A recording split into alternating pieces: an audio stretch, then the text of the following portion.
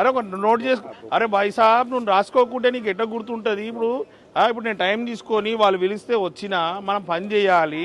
పుట్టి వచ్చిపోయినా మా నామ మాత్రం బొట్టు పెట్టి పోయినట్టయితే కరెక్టా ఇది పద్ధతి? అరే నువ్వు సీరియస్ లేవు. ఏంది అది పద్ధతి? బొగ్గు పెన్ తెచ్చుకొని రాసుకొని వాళ్ళని ఏం చేస్తా చూడ. ఏదైనా ఒక ఐడియా ఉండాలి కదా. 30 సంవత్సరాలు అవుతుంది నా పెళ్లి అయితే. 30 సంవత్సరాల నుంచి మీకు లైన్ లేదు. అక్కడ సైడ్ అమ్మేసుకున్నారు.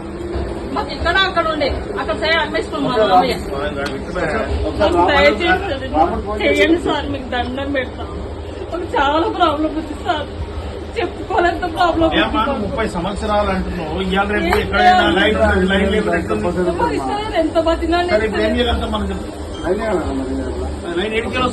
కొత్త లైన్ వేసినప్పుడు ఈయన చెప్పినట్టు అది వేసి దాన్ని కూడా ఫుల్ఫిల్ చేయండి. తల్లి నువ్వు ఎప్పటి నుంచి ఉన్నావు ఇక్కడ? ఒకటి. రెండోది ఇప్పుడు నువ్వు తవ్వాలంటావు, తవ్విన తర్వాత పైపులు వేసిన తర్వాత రోడ్లు వేస్తారు. ఇప్పుడు రోడ్లు వేసినాక మీ పైసలు వృధా అవుతుంది. ఫస్ట్ మోరి పని కానీ ఇగో మోరి పని అయినాక ఖచ్చితంగా రోడ్ వేపిస్తా, సరేనా? ఇప్పుడు నువ్వు చూడు జర చేసి.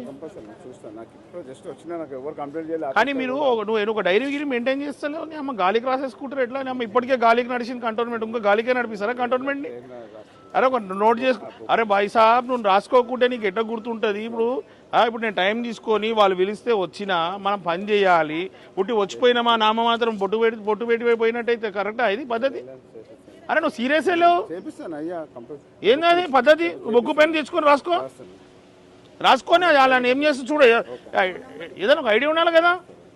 30 సంవత్సరాల నుంచి బాధపడుతుందంటే ఆమె. ఇప్పుడు విన్నావు ఆమె మాటనే. ఆ పబ్లిక్ 30 సంవత్సరాల నుంచి బాధపడుతున్నారు అంటే నువ్వు పట్టించుకోకుండా ఇట్లా రాసుకొని ప్రయారిటీలో పెట్టి చేయి. మీకు అందరికి ఒక లెక్క చెప్పన్నా, స్టేట్ కానీ సెంట్రల్ కానీ వాళ్ళు ట్యాక్సులు కడితేనే మనం అందరం ఉన్నాం. ఇప్పుడు జీతాలు ఇస్తారు అంటే ఎడికలు ఇస్తారు గవర్నమెంట్, వాళ్ళు ట్యాక్సులు కడితే గవర్నమెంట్ నడుస్తుంది. ఏమో వాళ్ళే సంతోషం లేదు. ఎందుకు ఇది నాకు అర్థం కాదు.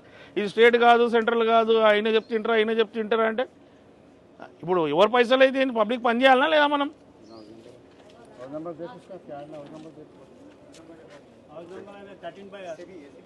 చెప్పినా అమ్మా నాకు నీళ్ళ బిల్లు చాలా వచ్చింది. నాకు కొడుకులు లేరు, ముగ్గురు చచ్చిపోయారు. కష్టం చేసుకుని బతుకుతున్నాం మేము. ముగ్గురు ఆడపిల్లలు నడిపోయినారు, ఇద్దరు మీద ఉన్నారు. ఇప్పుడు ఉందా? పెండింగ్ ఉందా? ఎంత ఉంది? సరే మాట్లాడదు. చలో ఇంకేముంది? ఇటు పోతాం. ఏముంది ఆడ?